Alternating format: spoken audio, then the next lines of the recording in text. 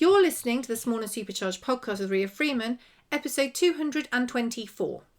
Well, hello and welcome to this episode of the Small and Supercharged podcast. It's a solo with me, and today we're going to talk about what's an influencer and are you using your influence for good? Now, this is a thing that we see a lot, like what is an influencer? And when we look from a business perspective, we maybe have different numbers to what an actual definition of an influencer is. So we're going to look at both of those because I think they're both really, really important. Wherever you are on your journey, it is important to know that really you do have some power, however many followers you have. So we're going to talk about this, and I would really love your opinions on this. So please do screenshot, please do share stories. Let me know if you're listening. If you want to be super, super kind and make my day, if you would like to rate and review this podcast, I'd be really grateful because it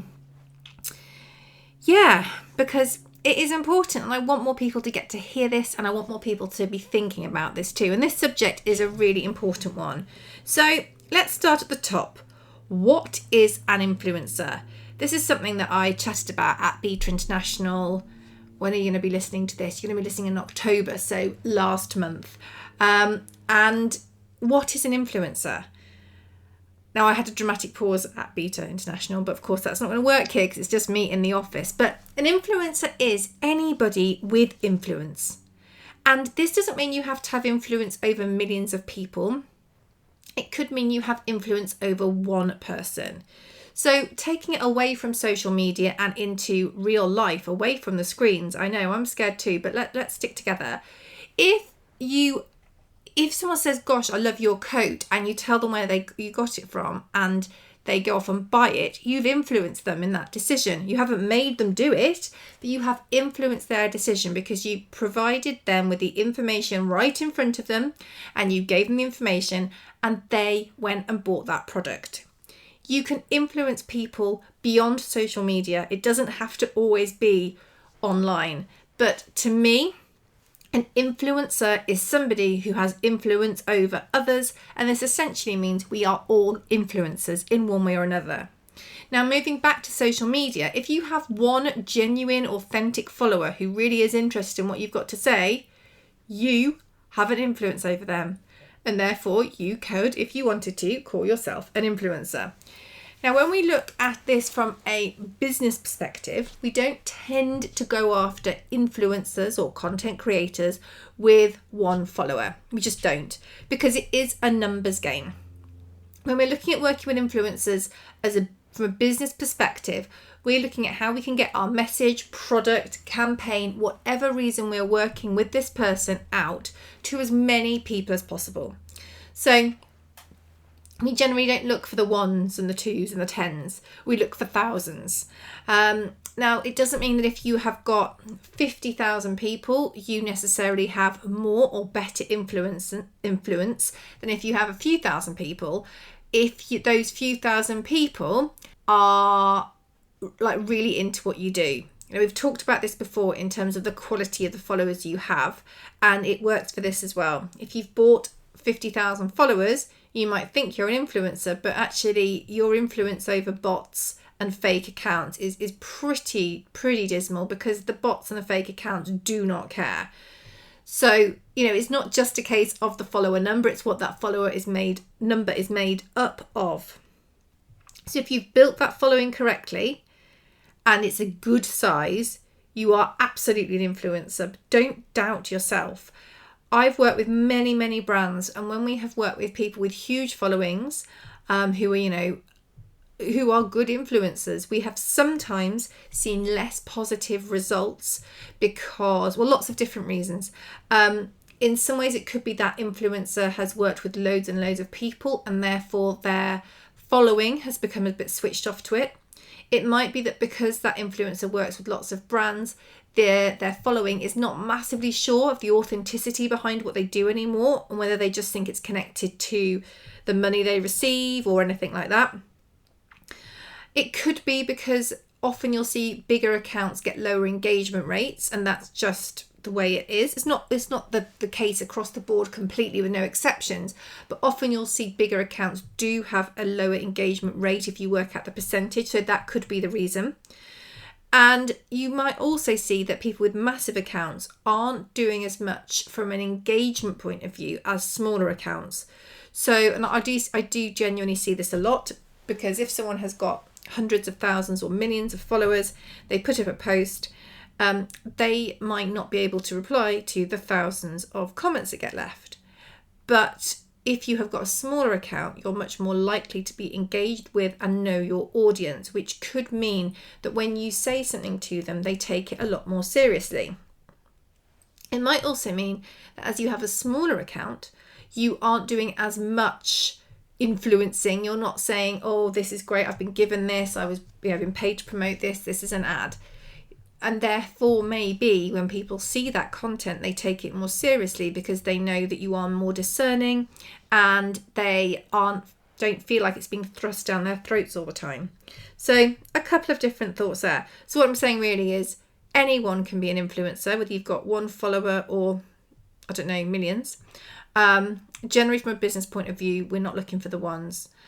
If you're pitching yourself to a brand and you've got 10 followers, you are unlikely to achieve what you want if you're looking for free product or things like that. Just saying. However, let's move away from the business point of view and let's think about how we're using this influence. Again, we are not going down the business perspective. We're just having a real think about how we use our voice on social media, because we know of the fake news. There are some, really interesting accounts, particularly in the more mainstream, that cause all manner of upset and stress. There was a male influencer recently who made the press in quite a big way. I'm not even going to give them the credit of sharing their name because of their honestly pretty appalling views about a lot of different things. And obviously that person has used their influence to influence particularly younger people, particularly younger men, and it's not great. It's not great for society as a whole.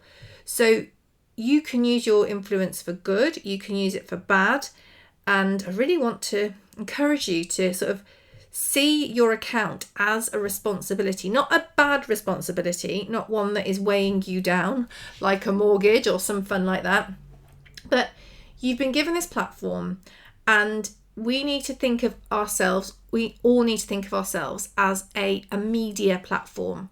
What we're putting out is like our own curated magazine or episode or television program full of ideas and thoughts. And whilst you might not think you have got influence over people, you will have.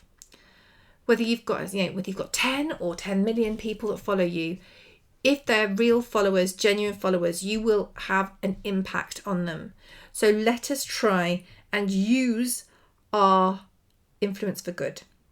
So I've got two categories here of how we're going to use our influence for bad and for good. Obviously, we don't want to use it for bad, but let's just look over some of the points that I would put into the bad category. So the first thing is negativity. Now, I want to put a caveat with this. I don't think we should be saying life is full of roses and brilliant when it's actually incredibly hard. But I think we'll all know what I'm talking about when we see accounts that are just negative. The entire time it's negative, negative, negative, negative. Now, this can have an impact beyond yourself. This can make other people feel incredibly low as well. And whilst I know we don't go on social media just for other people, it is important just to be aware of what we're pushing out there. This doesn't mean you can't share lows at all. I'm not saying that it should be a completely biased account the other way. I do think we need to have a bit of a think about what we're doing and perhaps the level that we're sharing that negativity. There's a really good quote. I've completely forgotten who said it, which is great, really, really useful. I know I heard it from Sophie Callahan, which is about sharing scars, not wounds. So if you're having a really, really challenging time, it might be a little bit raw to share for you personally. When you get questions and things about like that connected to it, it can be incredibly raw. So if you're sharing a really negative, challenging experience, it might be better to wait until you've got some distance from that to share it. Because then, I'm not saying a negative experience is necessarily going to be jolly and full of light, but perhaps you will share it in a slightly different way. Maybe you'll look at the lessons you've learned or something like that. So just a tirade of negativity is not always using our influence for good. But I'm not saying you should never share anything negative. Balance is what it's all about. Balance in life, balance in everything. We all have up days and down days.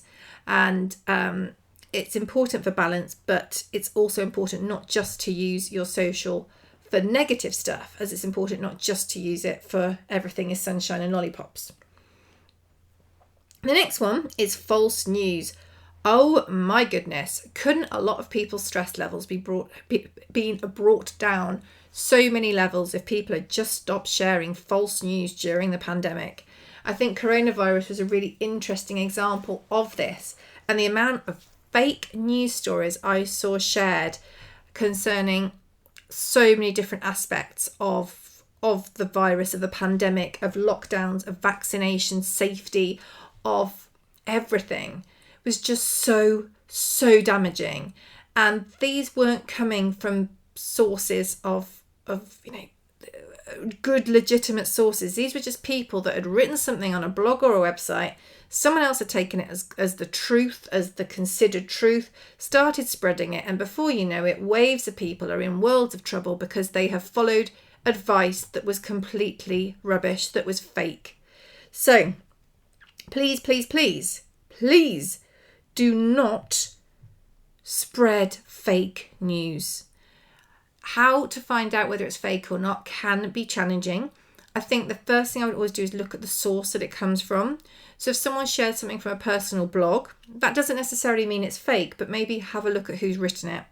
If you're sharing something from, I don't know, NHS England, I would hope it would be a lot less likely to be fake than your friend down the corner who thinks that rubbing grass on your chest is going to fix all the world's ailments. I know that sounds really dismissive, but you've got to look at the sources of what you're sharing. We all have this responsibility to do the right thing, because if you have got influence over people, they will trust what you say. They will believe what you say. That's what you want. You want people to see you as a trustworthy source. And with that, with great power comes great responsibility. This is part of it. So if you're sharing news, look at your sources. Make sure it's not just you're sharing something radical or exciting because you think you might get good engagement. Is it true? Is it helpful? Think of those things, because actually when we talked about the negativity, you can share negative news. It might be true, but is it helpful? Is it useful to be sharing that? Is it going to help people or not? And I think that's a really important thing too. Are you sharing stuff that's going to help people or not? My next point is gossip and rumours. Please don't enter into this. There was something I witnessed a few months ago where I'm just thinking how vague I can be. It isn't connected to our industry. It's in beyond that, in the world where people don't talk horses all the time or don't talk dogs all the time. But there was a situation that was happening. And what had happened was somebody had got hold of this. It wasn't even that exciting. This leaked situation that was going to happen. And they had taken that information and started just spreading utter tripe about it. It wasn't even a big thing. And by the time, gone through Chinese whispers and everyone had got all excited, not in a good way, and angry about it, everyone was really angry about it. And then by the time the actual thing was released properly, it wasn't actually what people had been spreading the rumours about, but they were all so fired up and they'd said some things that they will absolutely regret. And if they don't, they really need to look at themselves as people. And it was all blown out of proportion, all based on gossip and rumours. And these were fully grown adults. These were not children.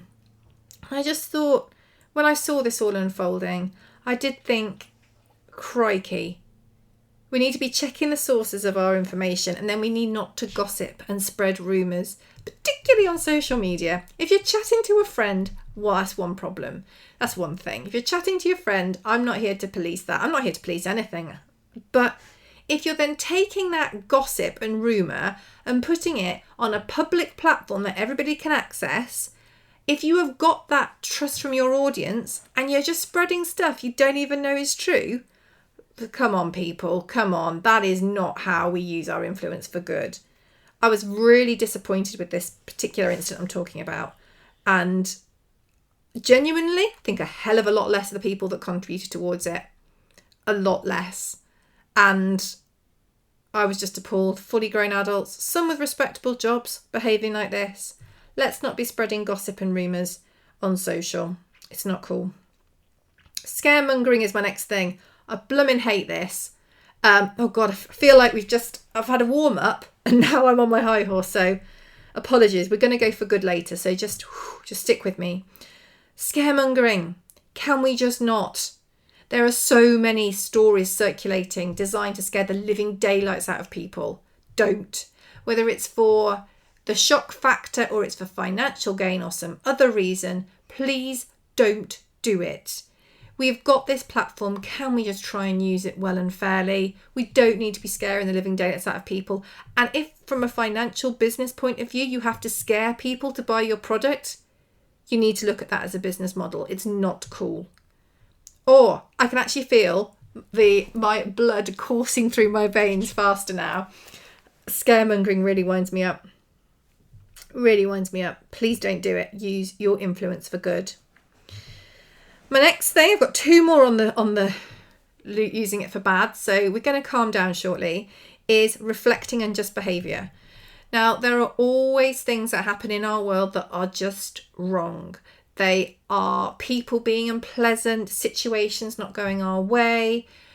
Try not to reflect this through your social media. Even if someone's been an absolute, insert whatever word you fancy there, to you, don't retaliate on social media.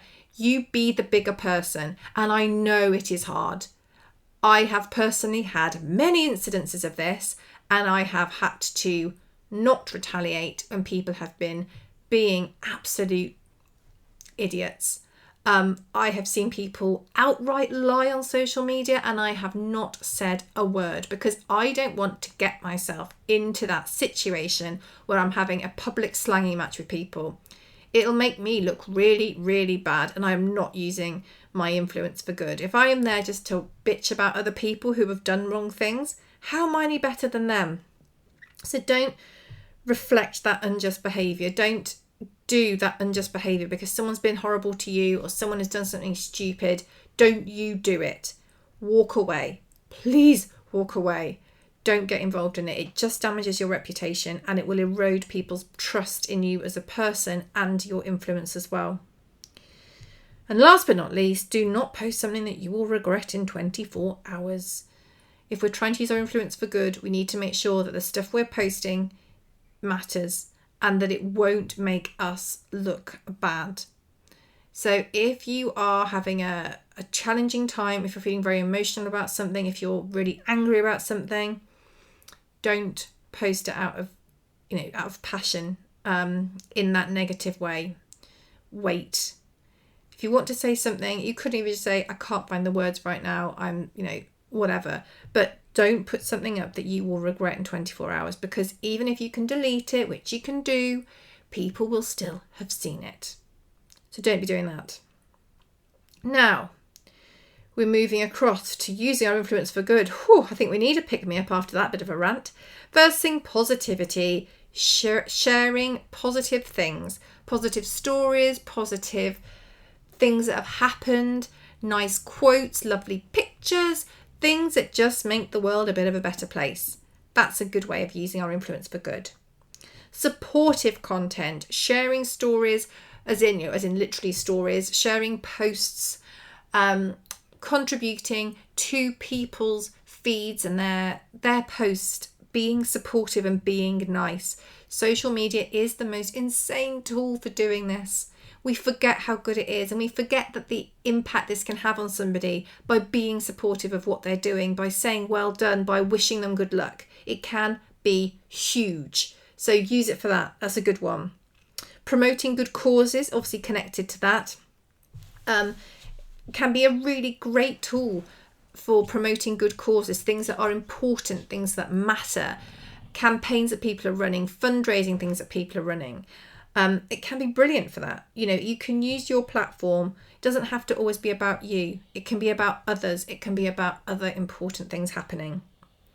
You can use it for education. Now, we talked about false news. So doing your research and making sure you are sharing really useful, genuine, relevant information that's going to help your fans and followers is a brilliant way of using your influence for good. Sharing your real thoughts. I've underlined real. Sharing your genuine and authentic thoughts is a good way of using your platform correctly. It might not always be that your thoughts are completely positive, but making sure they are genuine and authentic and could help people, or, that could make a difference and impact, even if it's so people don't feel as alone. I've seen some really, really great examples of this, even people sharing really quite painful things, but because they have given themselves that distance and they're sharing it in a considered and calm way, and they're telling us what, that they're not sugarcoating it, but they are able to just have that bit of distance. That can be hugely powerful. How you share that stuff can just be an absolute game changer for you and for the people that are receiving it. So sharing your real thoughts, also being authentic in what you share. Don't share stuff and say something's great when it's not great. You've got to be authentic. Otherwise, what is the point in all of this? What is the point in trying to build a following that's based on someone that isn't real? It's not a good strategy. So please be real.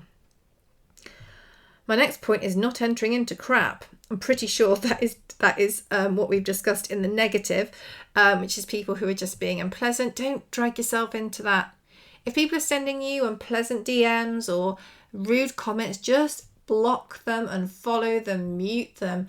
Don't give them the airtime, because why are you using your platform that you've built up to be giving these people space on it? Just don't give them the time. The time it takes you to type, go and use it to put the kettle on or call a friend. Just don't enter into it. It makes you look bad. You're giving them a platform, you're giving them a voice. Not cool. And another thing just to think about, am I using my platform for good? Is think, would your family or people that you care about, doesn't have to be your family, would they be proud of what you've put up there, or would they be appalled? Now, sometimes they might not be proud because they might not get it. It might be a lovely quote or something that wouldn't necessarily make someone go, oh gosh, I'm so proud of that content. But it also wouldn't make them sort of, hold their head in their hands and, start weeping for you. We don't want that stuff. Just, think, if you're using it for good, it can't just be good for you. It's got to be good for the wider community.